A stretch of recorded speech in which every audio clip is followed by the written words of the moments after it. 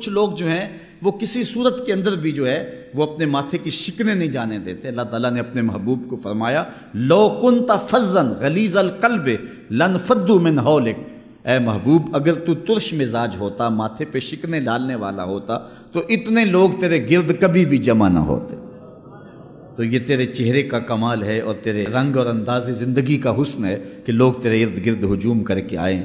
حضرت عائشہ رضی اللہ تعالی عنہا فرماتی ہیں کہ ہم نے حضور علیہ السلام کو کبھی ایسے ہنستے ہوئے نہیں دیکھا کہ حضور کے لہوات نظر آئے ہوں۔ انسان کے حلق کے قریب ایک گوشت کا ٹکڑا ہوتا ہے جس کو ہم اپنی زبان میں کوا کہتے ہیں ساری زندگی ایسا نہیں ہوا کہ ہم نے حضور کو ہنستے ہوئے دیکھا ہو اور لہوات نظر آئے ہوں۔ یہ حضرت عائشہ روایت کرتی ہیں، اور گھر میں تو عموماً بندہ کھل کے ہنس لیتا ہے، لیکن وہ بھی کہتی ہم نے کبھی ایسے ہنستے نہیں دیکھا۔ اور دوسری طرف صحابی فرماتے ہیں کہ ہم نے جتنا مسکرانے والا حضور کو دیکھا ہے کسی اور کو دیکھا ہی نہیں ہے۔ یعنی دیہک نہیں ہے، اس انتہا وہ انتہا بھی نہیں ہے۔ اور یہاں بھی یہ نہیں ہے کہ چہرے پہ شکنیں ہی ہوں، مسکرانے کی جو درمیانی اعتدال کی کیفیت ہے وہ ایسی ہے کہ جتنا حضور مسکراتے تھے کوئی اور مسکراتا نہیں تھا۔ اور اعلیٰ حضرت فرماتے ہیں جس کی تسکین سے روتے ہوئے ہنس پڑیں اس تبسم کی عادت پہ لاکھوں سلام۔ یہ درمیان والا راستہ ہے۔ بلکہ کتب احادیث میں حضور علیہ السلام کے مزاحوں کا تذکرہ ہے۔ باب و مزاح نبی صلی اللہ علیہ وسلم روایات موجود ہیں کہ حضور صحابہ سے مزاح فرما لیا کرتے تھے، پھر خوش ہوتے، حضور بھی مسکراتے، صحابہ بھی مسکراتے۔ ایک خاتون آئی، کہا کہ حضور میرے لیے دعا کریں کہ میں جنت میں جاؤں۔ تو حضور نے فرمایا بوڑھی عورتیں جنت میں نہیں جا سکتی۔ اس نے عرض کی حضور میرے لیے دعا کریں، کہا جا ہی نہیں سکتی۔ اس نے رونا شروع کر دیا۔ حضور مسکرا کے فرمانے لگے جو بھی جائیں گی جوان ہو کے جائیں گی، بوڑھی نہیں جائیں گی۔ تو یہ حضور کا مزاح تھا، مزاح بھی تھا اور اس میں صداقت اور سچائی بھی تھی۔ صحابہ نے عرض کی حضور آپ ہم سے مسکراتے ہیں اور ہم سے جو ہے وہ اس طرح ہنسی فرما لیتے ہیں۔ تو آقا کریم علیہ السلام نے ارشاد فرمایا کہ میری زبان سے کسی حالت میں بھی حق کے علاوہ کچھ نہیں نکلتا، میں جب بھی بولتا ہوں حق بولتا ہوں۔ تو حضور علیہ السلام مزاح بھی فرما لیتے تھے، بلکہ حضور عملی مزاح بھی فرما لیتے تھے، اور وہ بھی کتب حدیث میں روایت موجود ہے۔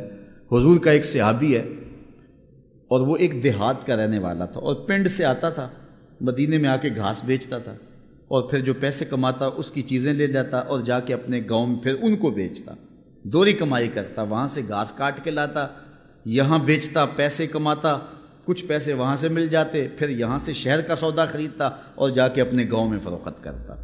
اور حضور اس سے بڑا پیار کرتے تھے اور فرمایا کرتے تھے یہ ہمارا دیہات ہے اور ہم اس کے شہر ہیں۔ ایک دن وہ بازار میں بیٹھ کے گھاس بیچ رہا تھا، حضور تشریف فرما ہوئے، دیکھا کہ ظاہر بیٹھا ہوا، نام ظاہر تھا اس کا۔ تو آقا کریم نے جب دیکھا نا تو حضور پیچھے سے جا کے اس کی کولی بھر لی۔ کولی بھرنا کیا ہوتا ہے کہ چپکے سے جا کے کسی کی آنکھوں پہ ہاتھ رکھ لو۔ اور یہ کیوں رکھا جاتا ہے کہ میں بوجھوں تو صحیح یہ میرا نام بوجھتا ہے کہ نہیں بوجھتا۔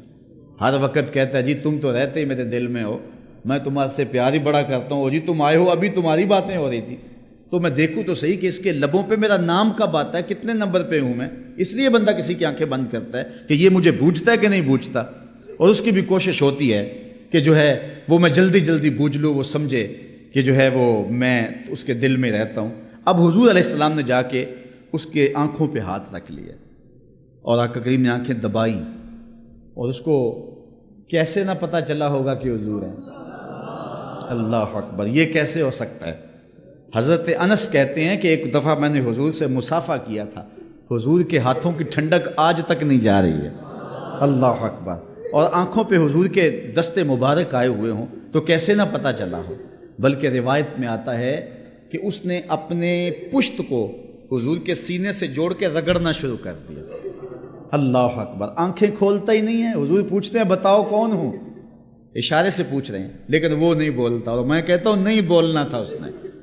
سفنے دے وچ ماہی ملیا تے گل وچ پا لیاں باواں، ڈر دی ماری اکھ نہ کھولا متا پھر وچھڑ نہ جاواں۔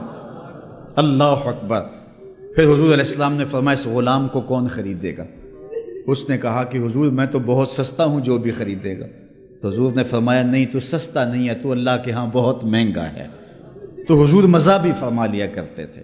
تو نہ یہ انتہا اور نہ وہ انتہا، بلکہ درمیان کا راستہ۔